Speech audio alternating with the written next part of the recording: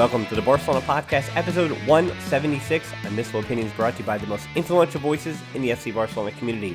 Hi, I'm Dan Hilton. He is Francesc Tomas, and unfortunately today we have to start this podcast on a somber note. It is the day after, and I was thinking about how relevant speaking about and focusing so much on, especially at the start of the show, about Kobe Bryant on this podcast was. And ultimately, he was more than just a FC Barcelona fan. He also liked AC Milan. He was more than a Ronaldinho fan, a Messi fan. He was one of the greatest sportsmen of all time. He was a one-name guy.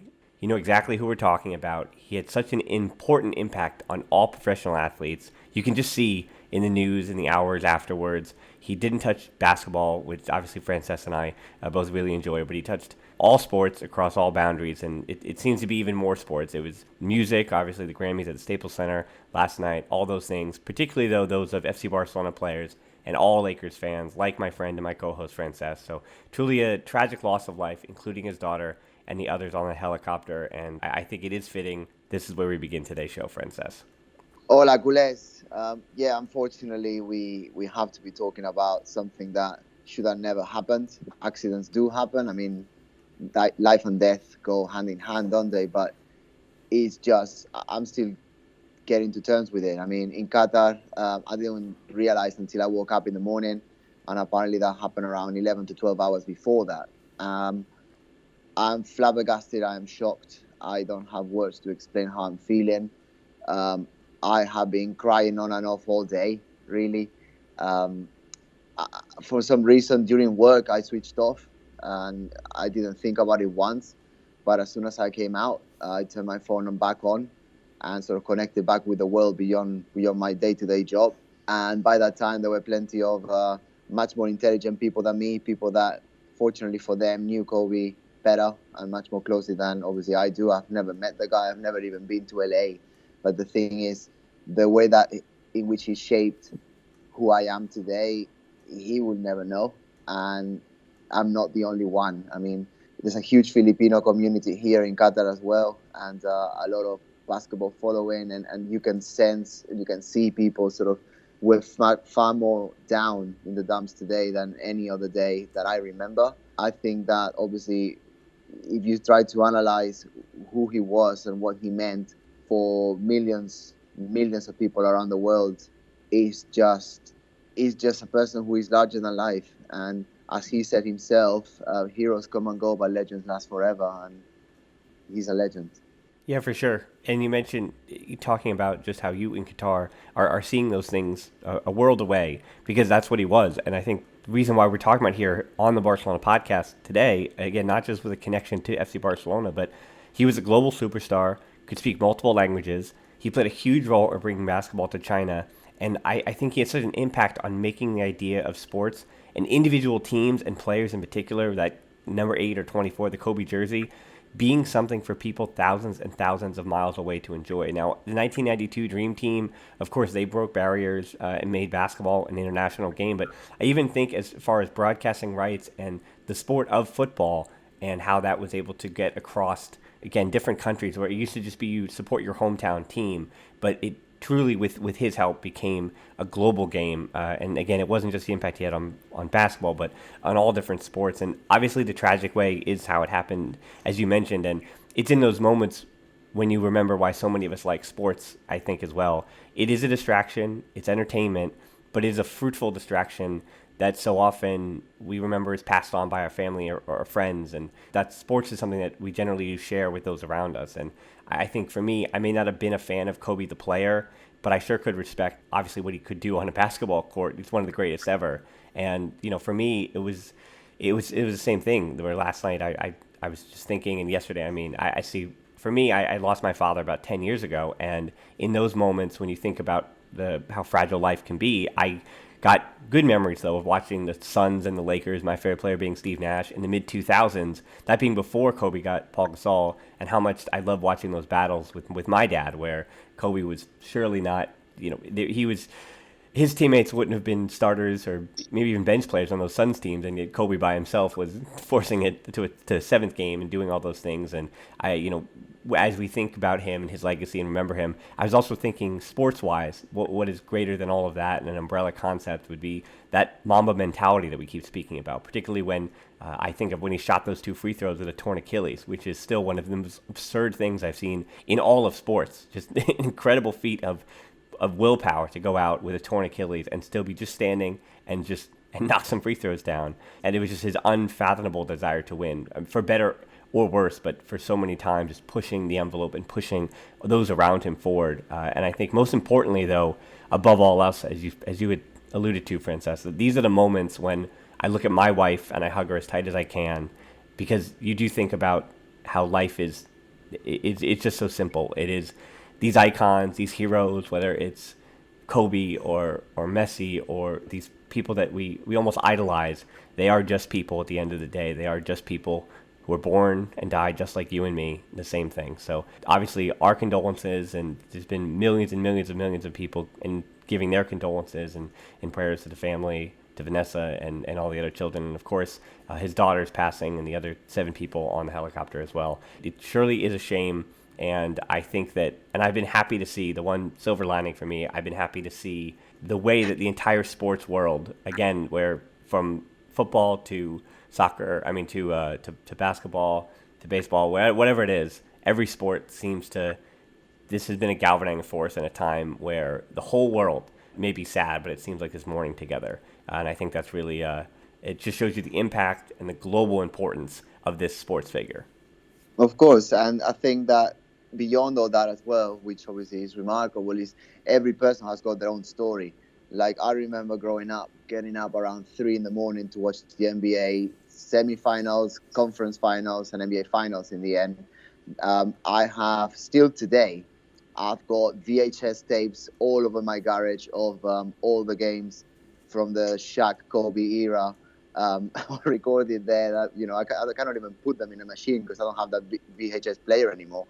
But that is the impact of someone who transcended all sports, and it happened because it wasn't because of his skills shooting fadeaways, which obviously was remarkable, or making that 3-pointer at the buzzer, which obviously he did plenty of times. It's just that mentality, it's that ability to connect with people. And there's a quote by Kobe right behind me, and I'm certainly was looking at that much more attentively today. And obviously I was never going to put it down, but it's certainly not coming down now. I think it's time for us to move off to Barca matters, but, rest in peace.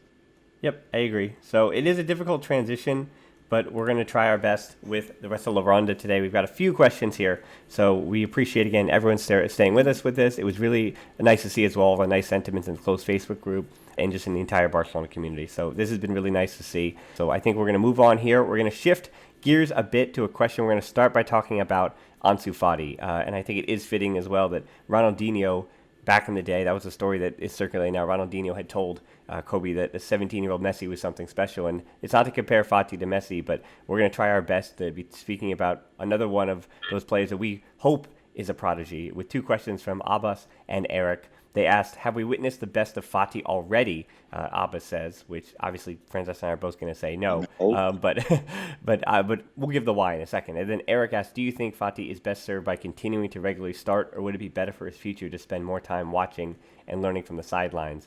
And I think this one's pretty straightforward, Francesc, where Fati, I think, is in a good spot. As I've mentioned, just to speak about tactically some of the issues with Valencia, we know that he's better on the left wing, but in that 3-5-2 that Quique Setién is attempting and hopes to play, Jordi Alba's occupying that farthest left midfield spot, and Fati has been working on the right. But you could even tell 30 minutes into that game as Setién kind of shifted a little bit into a 4-3-3, but really it did still have the shapes of a 3-5-2. Fati was switched with Griezmann for a bit of time to try to put him on the left occasionally, but more of a left central spot. And then they also put him in the middle of the field, just where Messi was dropping deep a little bit, which I didn't like to see. But anyway, that's where they moved Fati just to try to get him more comfortable on the field. But all that said, Eric, I think we're going to talk about the rest of the squad or depth and all the things that seem to be going on behind the scenes in terms of what Quique Setién has on his bench. But when you look at the roster and you look at the bench and you look at who's available, until Dembélé comes back, and unless Barcelona go out and buy a player, Fati is kind of forced to play. So it's not even about, is he best served to regularly start? The team is actually best served to have him starting at the moment because he is the best option at winger in that position that Barca have at the moment. And Nelson Semedo, you can't put at the right midfield spot because he can't dribble at opponents and unlock and use that width, where he might be wide, but he's not actually going forward and getting to the goal line. And even though Fati's final ball hasn't been great and his finishing has been off the last 3 matches, I think he's still the best option. And so I think that's going to be best for his future, just to be that option. And it's going to be difficult for all of us. And I think we're a little bit better. And those who listen to this pod are a little bit better than just the random person that heaps all this pressure on a 17-year-old. But I think if we can just temper our expectations for him and understand that we're watching a 17-year-old learn on the fly, and it does take adversity, it does take some difficulty, and that's going to make him a better pro, I think, in the long run. As long as we keep the hype and we keep it controlled, and obviously we don't destroy the 17-year-old for making 17-year-old mistakes, and that's okay. And I think that's what he's going to be best served to do, is to play the role that he has to, unless Barca bring in somebody else and Dembele can stay healthy, which there's no guarantee that's going to happen.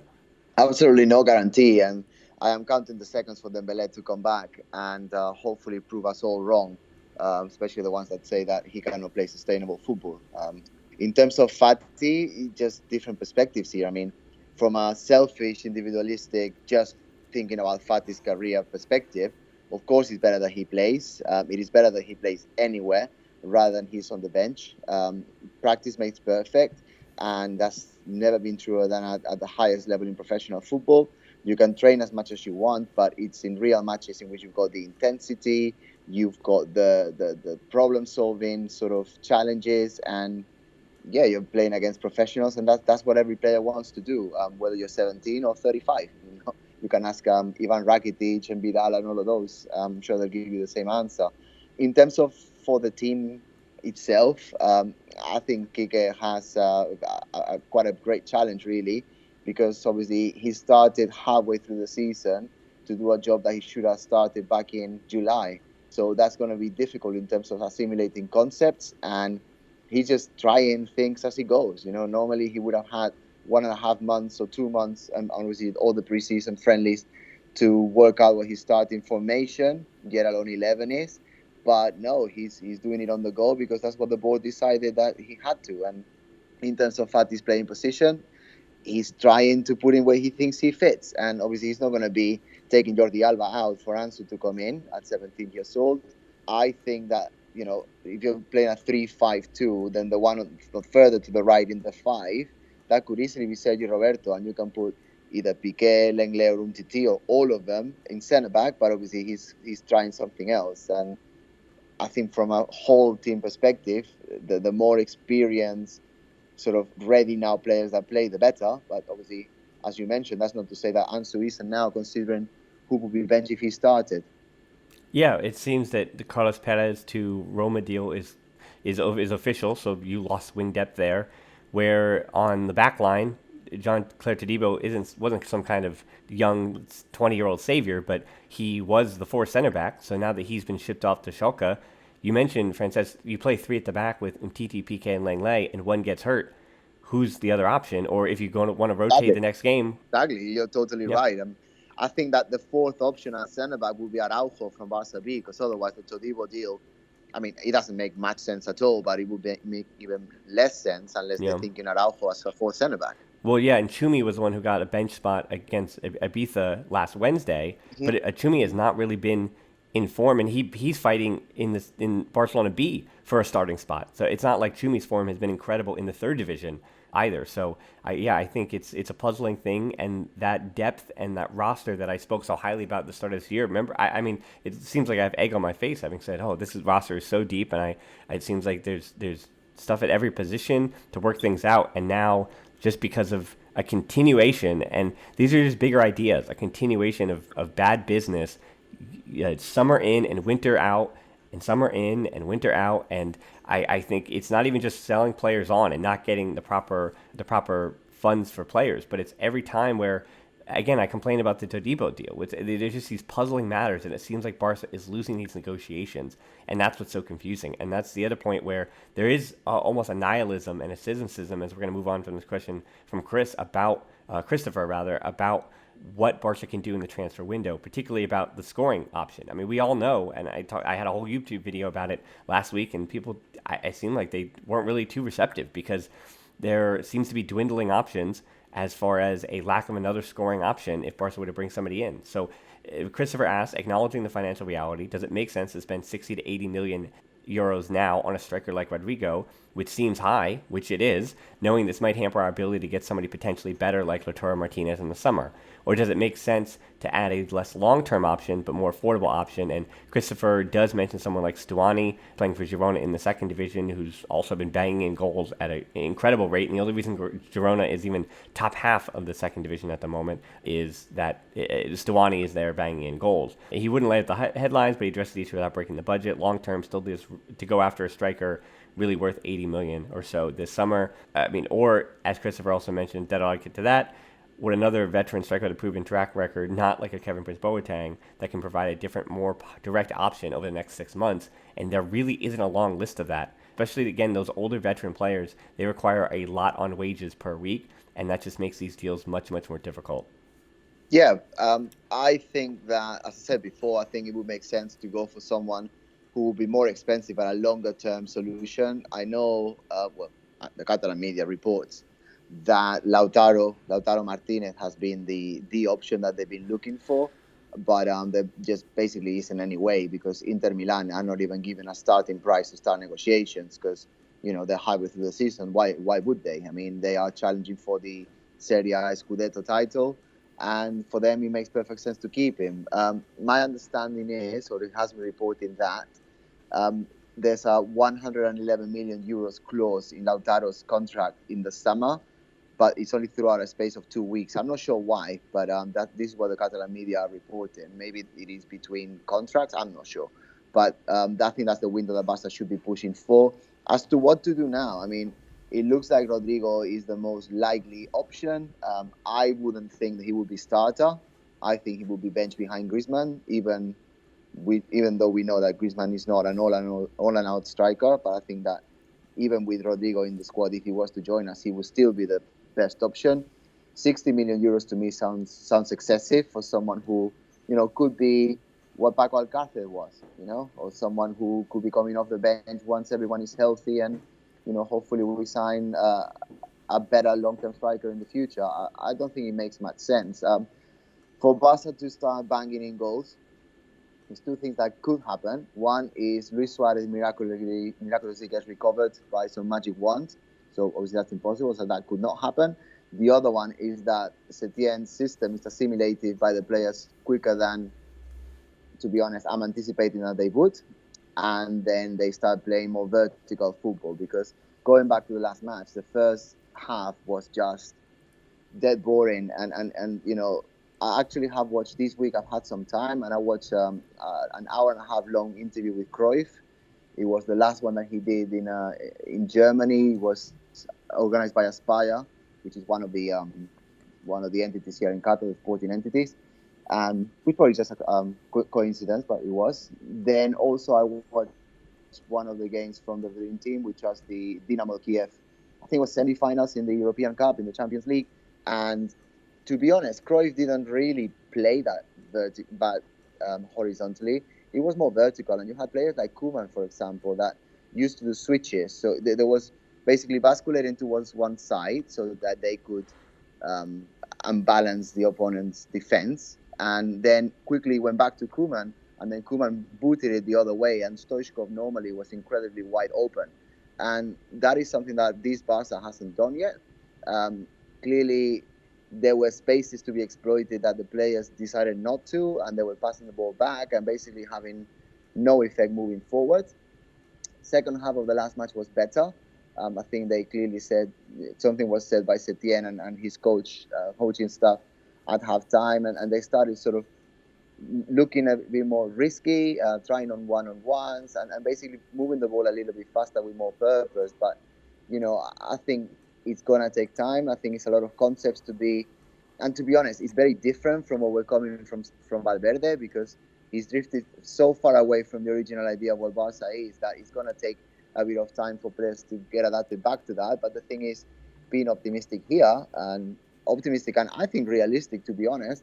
We've got a very good, say, top 14, top 15 players that we shouldn't really be too envious of any other squad in European football.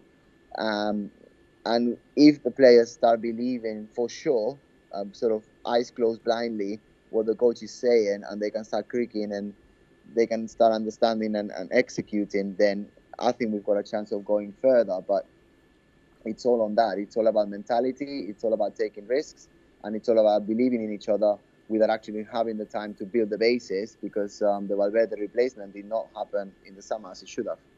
Yeah, I think you made a good point about even if a guy like Rodrigo were to come now, we talked about Fati to start this, but that would mean that Antoine Griezmann would have to be moved over to that right midfielder spot. But even Rodrigo this season, he's playing basically as Griezmann, where he has 2 goals, and Griezmann has much more than that this season already. But he has 2 goals and 8 assists as Rodrigo so far this year, and it's not like he's been that goal scoring threat, that guy that's on full confidence in terms of putting the ball in the back of the net. So, right, that would be the only option, would be to put Griezmann at, an unnatural position for him out and in that 3-5-2 on the wing.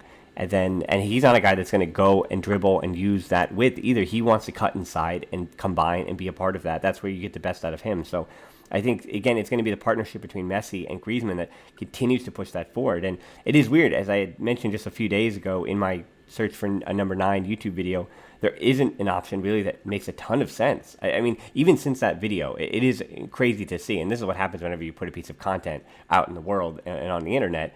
Right after that, Chimi Avila for Osasuna went down for the season. He was my pick. 25 million release clause. I thought it was possible. It would have been a gutting charge to Osasuna to take their best player and the guy that's galvanizing them to survival in La Liga. But I thought that he would have been a good option. He goes down for the season. And then even at the end of the video, I quickly mentioned if Álvaro Ruiz is going to be leaving like expected, that the next guy up after that, even who would be Barca B if he was hitting in the spring season, could possibly get a bench spot or be a depth option at the center forward position. That was Alejandro Marquez, who I mentioned at the end of the video, yet he was sold to Juventus just now for close to 8.5 million euros, which is a good piece of business for a Juvenil A player / Barca B player, almost 9 million euros, sure.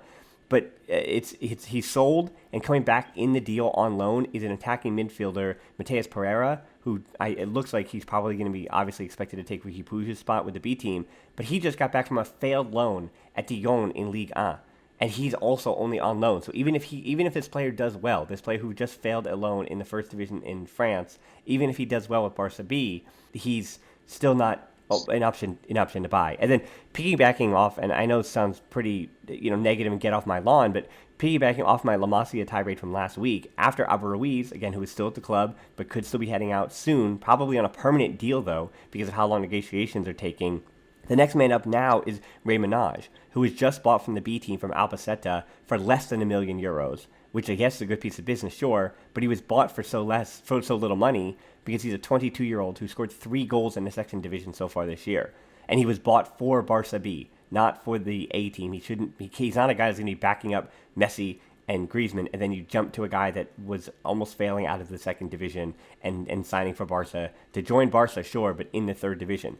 Then the next guys up after that, they're 17-year-old kids. Juvenil A player Gerard Fernandez, who is a leading goal scorer in La Masia season, and it's actually been nice to see him do well as he returned from Cornea after being cast off for a few years, and Jean Jardy, who is kind of a left winger, but also kind of a forward, but also still a Juvenil A player at 17 years old. And neither of these guys are close to the prodigies that Fati are. I know they're all the same age, but Fati's a first-teamer, and these are Juvenil A players that I hope take some time, get into Barca B over the next few seasons. So, long story short, they're years away. And a goal-scoring help at this point has to come from outside of the club. There's no other option to come within the club. I think, again, the calls for La Masia, it's done with that. So as far as a number 9, it's got to be a cheap veteran player. But, I mean, this is Barca, and we've seen the way that the board has negotiated recently. No team is going to be silly enough to say, oh, yeah, Barca, we'll give you a €2 million loan for a player that can help you and bang in goals. even for a guy like Stuani, Girona, who again they've got a better stake in Man City's success than they do Barcelona. So I would expect City to try to swoop in for Stuani. Why would Girona then be doing business with Barcelona? I know they're neighbors, but they have no financial incentives when you have City to give you 5 times that in some kind of backhanded handshake. So it is tough business, and it's a tough going. So as far as by the time next week's show comes around, we're gonna know the answer to it. I don't know. Kevin Prince Boateng was a Shaq signing, Francesc, but I mean, this is where we'll end this. Where I don't think somebody's coming. It's a yes or no for you, right? I think the answer, yeah, somebody would be great to be added to the bench to come off and maybe add a goal in the last 20 or 30 minutes or so. But Arturo Vidal's that answer, right? There is no white knight coming. Yeah, that's what I was thinking. I mean, as much as I want to hear La Masia names going forward and hopefully, as you said, progressing through the right channels, which obviously should be Barca B. And then if you can not get sort of playing time at first team level, sort of be loaned off somewhere and then brought back sort of thing. The answer has to be Arturo Vidal, because I don't see how the board are going to spend 50, 60 million now and then another 120 or however many in the summer to bring someone as a long-term solution. I think it's going to go from within. I think Griezmann's going to be the striker. Failing that, I see Arturo Vidal doing the job, to be honest, and maybe Ansu Fati, maybe Dembele even put in the middle.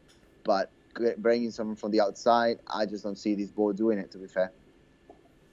Yeah, so speaking of business, Vishrut asks, what's your opinion on Philippe Coutinho coming back next season? Can Setién use him creatively? And the reports of this come because not only does Bayern Munich not want to fully purchase him, which 120 million was quite a hefty price tag for a player that he's been better in Germany than he has for Barca. Obviously, I mean, it was difficult for him to be worse at Barca for being the world-class player that he was. And apparently Setién does want to and thinks that he can use him creatively. And it does look like Barca, and this is no knock on the midfield trio of Artur, Busquets, and De Jong, because I think we are in the early stages. When it comes to Setién's system, the most important players are that midfield trio. And we know that Artur can put in an occasional goal, but it just looks like those three together don't really have a force going forward. And no one from that midfield is seemingly at the moment, again with Artur at still looks to be about 60 to 70% healthy. None of them are really options from outside. And Coutinho's, his shooting and his long-range shooting, it looked to be redundant, and he did struggle, but we know that is something in his toolbox, and that would be what Setién wants to use him creatively for, to just open up a few more spaces for his front two in that 3-5-2. Because again, Coutinho didn't really fit in Valverde's defensive system with that 4-3-3. So if Setién's system can figure out how to give him defensive support and to not have him be in the same space and be operating alongside Griezmann and Messi as opposed to duplicating their roles and their space and their runs, Coutinho could play a role. But I mean, I don't know. It was one of those stories, Francesc, with Coutinho where I felt like I don't know how we come back from that with a player like that. And it's not just the fan base, it's his time in the Camp Nou, his relationship with the fans in Catalonia. Any player who plays well and puts in goals can turn around a fan base, and it only takes a few goals. But I don't know, it feels like the Coutinho story at Barca is done, especially with all the debt that they're going to be in. That Coutinho's going to have to be sold. There has to be some kind of money brought in, and Coutinho's the name. Even if you have to take such a 40 to 50 million loss on him, it still has to. I don't see how they're going to balance the books without it. Yeah, for sure. But there's also the other way of looking at it, which is if Coutinho is a Barca player, which he is, and he's going to be returning from Germany, which he looks like he will be, then you've got two options. You've got to either try to get the best out of the player here, or just sell him on elsewhere. But obviously, when you're selling something on or someone on in this occasion, it's not the price that you paid for it that you're expecting back. It's the price that he's worth, and he's worth the price that someone is prepared to pay. So it depends on the offers you get for him. Work out the amount of years he's got left in his contract, and then see whether it is worth doing it. I mean, Coutinho, on paper, he's a fantastic player. He was exceptional at Liverpool, and then in Barca, under Valverde's guidance, he was terrible. But then again, there's a lot of great players that were made worse by Valverde being a coach. If Setién thinks that he can get something better out of him, then I don't see why he shouldn't or wouldn't be able to come back. I mean, Barca fans, obviously in the Camp Nou, he will have to be pretty spectacular to win our hearts back. But to be honest, I would rather have Coutinho in the squad today, based on the question that we just answered before. If Coutinho was on the bench, that would be a better option coming through than virtually nobody, right? So I think that if Setién thinks he can do a job with him and he can convince him and turn him around, Coutinho has a lot of strong relationships within the dressing room, namely Messi and Suarez. If Neymar was to come back, imagine having Coutinho and Neymar and Messi and Suarez in the same team. Those four, they're best buddies, they're BFFs, as they say these days. So I don't see why not. I mean, in terms of whether the fan base would change their minds, that's a different story. But I'd rather have quality players in my squad than players that just can see a game because they don't deserve it. Yeah, yeah, and I said it's not obviously it's not our job here on a podcast to make sure the books are balanced and that Barca aren't spending too much money. But when you mentioned Griezmann, Suarez coming back next season, Messi, and then Coutinho and Neymar, it is hard to. Yeah, of course, it's attacking riches maybe the world has never seen, but it's hard to fathom how all of that is possible. And we do know it's possible to have too many cooks, obviously, in the kitchen, and you can't start everybody. And obviously, if you started all five of them together, and obviously in that situation, Luis Suarez would be the one we'd hope to be on the bench. But still, then there's no number 9 of all the people we just mentioned.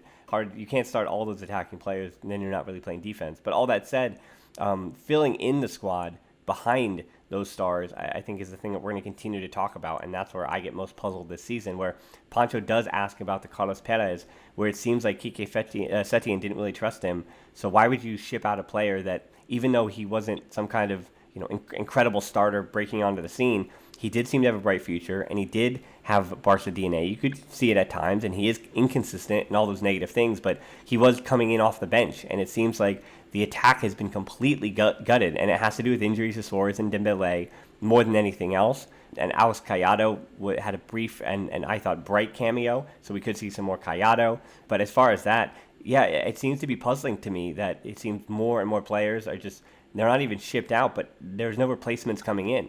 And the players that are being shipped out are the ones that are built for the future. And I think this is an indictment, to answer Pancho's question, almost sidestepping a little bit though, that I think it's an indictment that it shows how rushed this was. And I can't reiterate enough that the transfer business this January, shipping out to Debo, shipping out Alenia, and even this Carlos Perez deal where Setién, instead of giving Perez time to figure out where his future would be and that he wouldn't work or that Setién might not trust him, that's all happened in January. And now it seems like it's a quick negotiation. And the fight today, what I saw was that Roma, which is where Perez's destination is, they didn't want to put a buyback option in, not a loan. No, this is a permanent deal, and then they didn't want to put any buyback thing in, just like Gerard Deulofeu. And what happened with Barca was they had to rebuy Gerard Deulofeu, if you remember, and he didn't work out the second time either. But they had to repurchase him for around 30 million. It was expensive to get Deulofeu back in the club. I don't have the number right in front of me. But Perez, it could be the same deal. I doubt he's going to break out so much that he needs to come back to the club. But again, the worrying sign that we're just focused on here is the next 6 months. So I don't understand, even if Setién didn't trust him, does that mean that he trusts Callado in that same position? And then again, you continue to deplete and it becomes next man up. But it seems like that bench just week in and week out, just we're missing positions and it gets weaker and weaker. And I don't understand why. And the reason is that because Setién had to be forced in so quickly. That's why players that he could have used were sent out. But that becomes a question. In a week's time, is anybody coming in? I just don't know who and when is that going to happen. For sure, but I think what the board is doing is simple maths, which is 8 for our striker from La Masia, 13 from Carlos Perez, who is our our fifth option in attack, and a fourth centre-back in Tobido, that's 25. So that is 46 million euros that you've got for 3 players that weren't going to have much or any impact this season.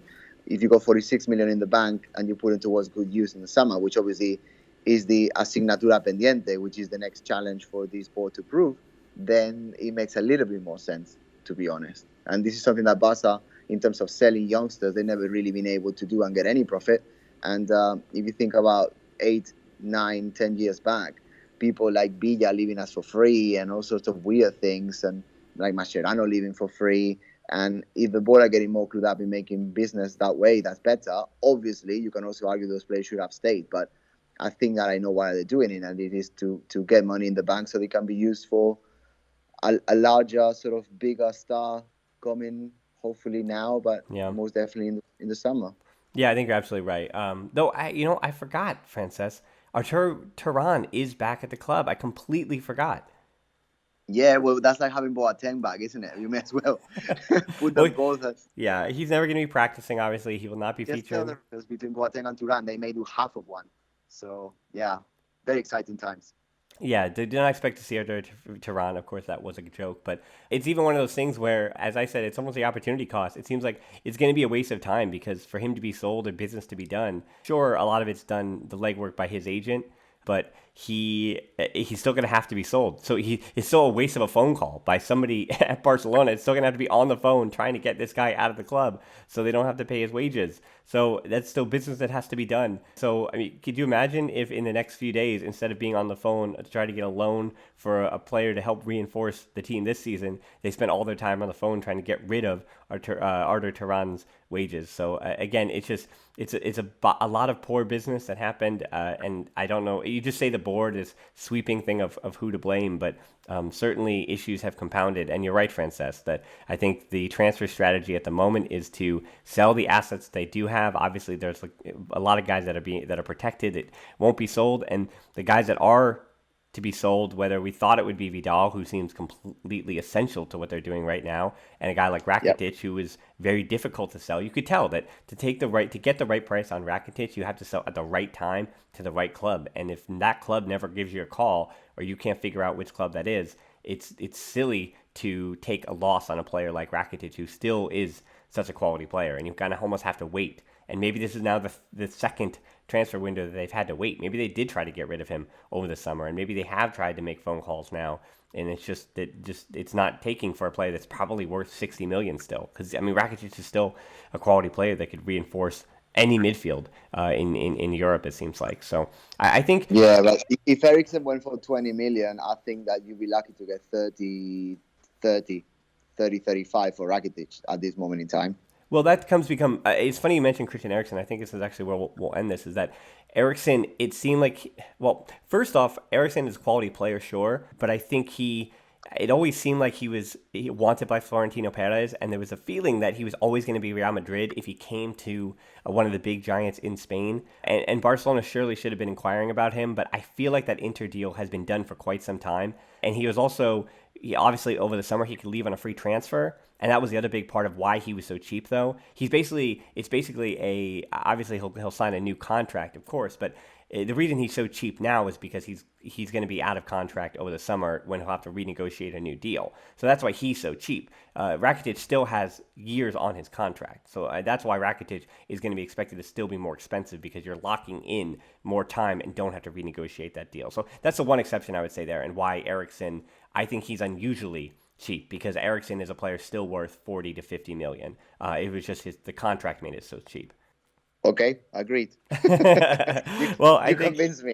I think talking Artur Turan and contract negotiations, all that stuff, I think that's a good place to end this. I do again almost want to apologize to some of our close listener group questions that we didn't get to today. We did have a bunch that I wasn't able to get to, but again, with the things that we started this show speaking about, again with Kobe Bryant, and then just the rest of the conversation we have, where the transfer window leaves so much up in the air, and by the time you're listening to this, all of this may have changed. And that's just how the transfer window is, especially as we get closer to the deadline. So, without giving too much useless information out there, and trying to break down too much of what I think, again, the final thought here is that it's just still 3 matches of the Quique Setién era.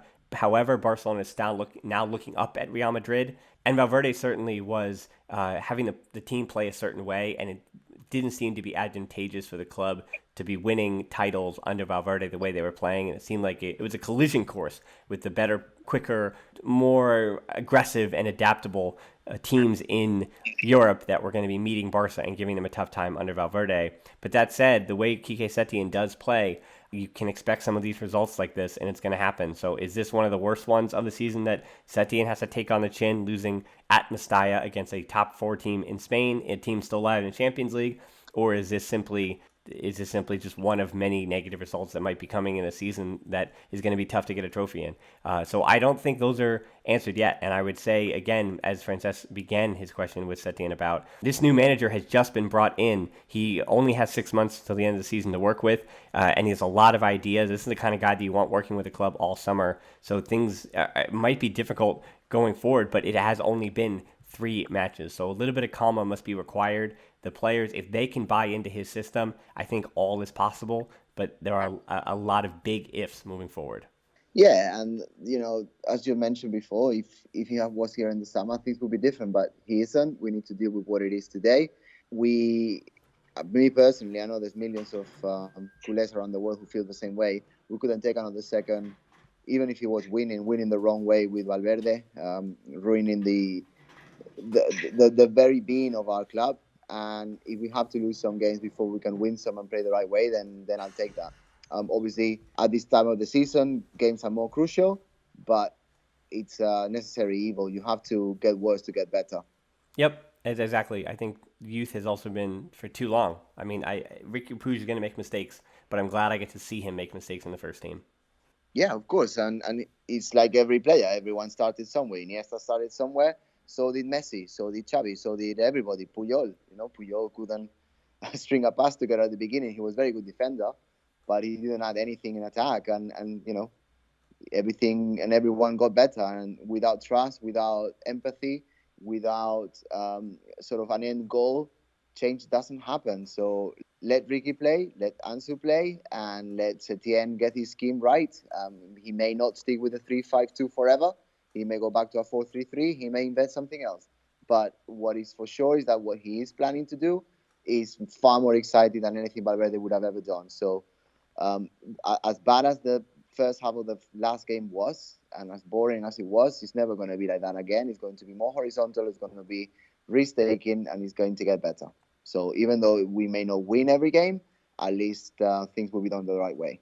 Yep, for sure. I agree. Again, a good place to stop there. So thanks so much for tuning in. This was, again, an interesting show, a different show, but I think one with topics that need to be spoken about. So I want to thank you all for tuning in and listening to this one. You can tap in your app, check out the show notes to subscribe. You can also find us on social media too. We're on Twitter at the Barcelona Pod, at HiltonD13 for me, and on Instagram at the Barcelona Pod. Closed Facebook group is tbpod.link/group. That's where we got these questions, also their deeper dives and discussions there. You can also help us out on Patreon, where we do the quick take match reviews. Those come from me to continue making these shows. That's tbpod.link/Patreon. We're also on YouTube, as you've heard me mention week in and week out, at the Barcelona Podcast. I try to do one special, not related to the podcast video each and every week. So check us out there and hit that subscription button. All of those things all combine and help out a lot. So we appreciate you for listening to the Barcelona Podcast. Until next time, we'll talk to you soon. Forza Barca. Forza.